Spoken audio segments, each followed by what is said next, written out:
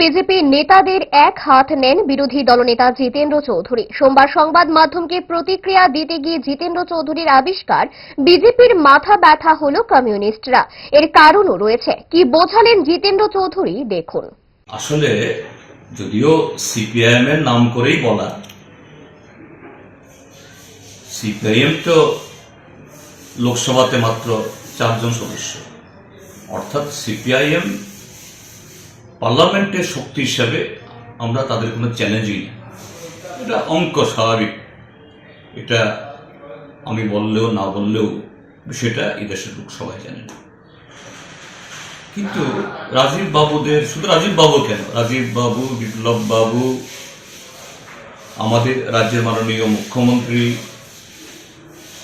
তাদের উত্তর ত্রিপুরার একজন উচ্চ সাংবিধানিক পদে আসীন একজন ব্যক্তিত্ব, তাদের বক্তব্য শুনলে মনে হয় বোধহয় আমাদের দেশে কমিউনিস্টরাই তাদের সবচেয়ে বড় মাথা ব্যথা।